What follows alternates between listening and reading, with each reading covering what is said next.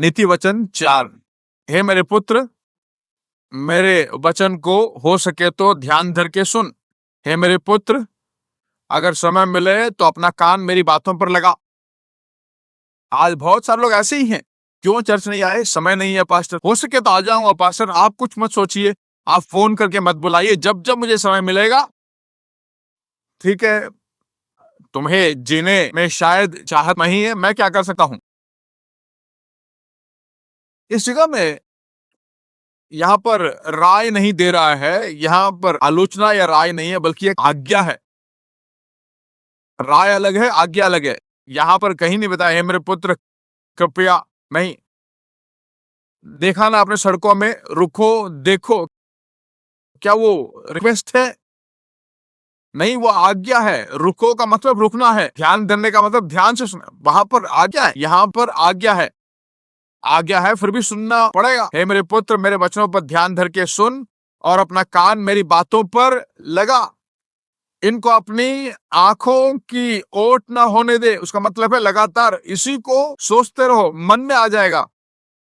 और अपनी आंखों की ओट ना होने दे, वरना अपने मन में धारण कर, क्योंकि जिनको वे प्राप्त होती हैं वे उनके जीवित है। जीवन आ जाएगा। मैं जीवन देने के लिए, जीवन परिपूर्ण से देने के लिए, अंदर का वचन जो मन में आ जाएगा। अनंत जीवन कहां पर है? आत्मा में है।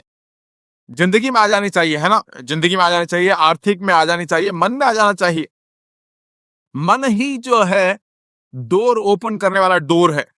मन के नए हो जाने से रूपांतरण हो गया ना। मन ही जो गेटवे है, दरवाजा खोलता है। जब मन खोल देता है, वचन को सुन सुनकर जो है मन में पूरी तरह से भरा हुआ जाता है, और उसके बाद हाथ में आ जाएगा, फिर उसके बाद शरीर। सबसे पहले आत्मा, फिर मन, उसके बाद शरीर। यह जो है, बहुत सारे लोग जो है विश्वास के इन शिक्षाओं को पैराशूट की तरह देखते हैं। पैराशूट मालूम है ना? खतरे में बचाता है जान। एरोप्लेन में जाते, मैं कभी सोचता नहीं उसके बारे में।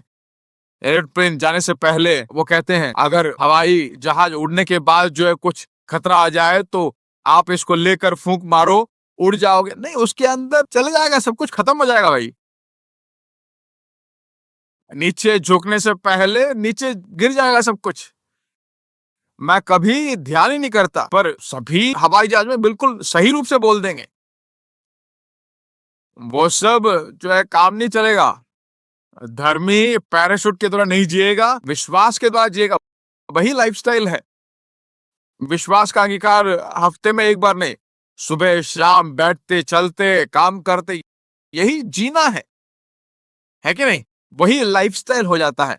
वापिस पढ़ते हैं, इनको अपनी आंखों की ओट ना होने दे, वरन अपने मन में धारण कर, क्योंकि जिनको वे प्राप्त होती हैं वे उनके सब जीवित रहने का और उनके सारे शरीर के चंगे रहने का कारण होती है। देखिए, ये मैसेज बाइबल में है। Those who discover his words live, really live। जिएगा, सचमुच जिएगा। जो इसको खोज निकालता है, इन वचनों को जो खोज निकाल लेता है, वह जिएगा, सचमुच जिएगा। जी रहा है भाई, बोलते हैं ना। Those who discover these words live, really live। Body and soul, they are bursting with health। चंगाई जो एक विस्फोट की तरह जीने लगेगा। चंगाई आएगा नहीं बोला है, चंगाई जो है विस्फोट की तरह होगा और जीने लगेगा। कहते हैं ना बीमारी फूटकर मर गया, नहीं, चंगाई आकर फूटकर जीने लगेगा। किस लिए? जो इन वचनों को खोज निकालता है। खोजने का मतलब मालूम है? एक घर में रात को सोते हैं, सोते वक्त एक चूड़ी खत्म, घूम गया कहीं पर, कैसे खोज निकालोगे? छोड़ोगे नहीं ना। खाना वाना नहीं, वो सब बाद में देख लेंगे, पहले पूरे घर की छानबीन करते हैं, खोज निकालते हैं, ध्यान से एक एक चीज को देखोगे। ऐसा खोज निकालना है। ऐसा खोजोगे तो जियोगे, सचमुच जियोगे। कोई अगर पूछे कि जिंदगी कैसे चल रही, जी रहे हैं ना? ऐसी जीना नहीं, बस ऐसे ही जी रहे, ऐसा नहीं। मैं कहता हूं वैसी जिंदगी यहाँ बताया गया। उस जिंदगी को जीने के लिए यीशु आया। अनुभव चाहे तो कैसा भी, अनुभव के साथ वचन नहीं है, वचन के द्वारा अनुभव को उठाना चाहिए।